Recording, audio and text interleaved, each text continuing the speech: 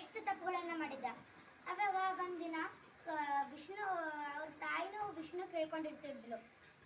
ಯಾವುದು ಅದು ಹಿಂದಿನ ಯುಗದನ್ನ ಕೇಳ್ಕೊಂಡಿರ್ತಾಳ ವಿಷ್ಣುಗ, ನೀ ಏನ್ರ ನನ್ನ ಮಗ ಏನ್ರ 100 ತಪ್ಪು ಮ್ಯಾಕ್ ಹೋದಲ್ಲ, ಹೆಂಗಾರ ಆಗ ಸಾಯ್ತಾನ ಅಂತ ಆಕಿ ಅವ್ರ ಶಿಶುಪಾಲಂದ ತಾಯಿ ಹೇಳಿದ್ಲು.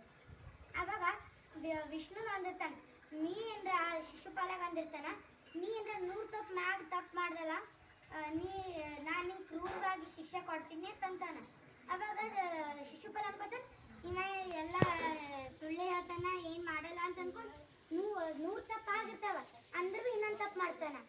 ಅವಾಗ ವಿಷ್ಣು ಅವನ ಸುದರ್ಶನ ಚಕ್ರ ಬಿಡ್ತಾನ.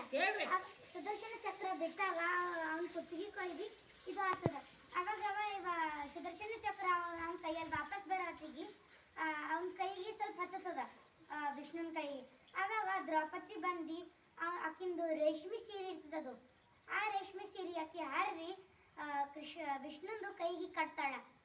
ಅವಾಗ ವಿಷ್ಣು ತಿಳ್ಕೊತಾನ, ನೀ ನನ್ನ ಸಹೋದರಿ ಇದೀನಿ, ನಿನ್ಗೆ ಯಾವುದೇ ಇದು ಆಗಲಿ ನಾನು ನಿಂಗೆ ಸಹಾಯ ಮಾಡ್ತೀನಿ ಅಂತ, ಕಷ್ಟ ಬಂದಾಗ ಸಹಾಯ ಮಾಡ್ತೀನಿ ಅಂತ ಅಂತಾನ. ಅವಾಗ ಒಂದಿನ ದುಶ್ಯಾಸನ ಅವರು ಆಕಿಗೆ ಅವಮಾನ ಮಾಡ್ತಾ ಇರ್ತಾರ.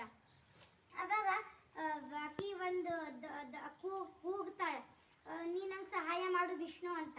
ಅವಾಗ ವಿಷ್ಣು ಪ್ರಕ್ಷಿಪ್ತ ಆಗಿ ಅವಾಗ ದ್ರೌಪದಿ ಬಂದು ಆ ರೇಷ್ಮೆ ಸೀರೆ ಯಾವಾಗ ಕಟ್ಟಿರ್ತಾನ ಅದೇ ಸೀರೆ ಅವ ಬಿಚ್ಚಿ ಅಕ್ಕಿಗೆ ಅವಮಾನಿಸಿದ್ನಾಗ ಅಕ್ಕಿಗೆ ಬಚಾಯಿಸ್ತಾನ. ಸೊ ಇದು ಈ ಕಾಲದ ನಾವು ಈಗ ಇದು ಮಾಡ್ತೀವಿ.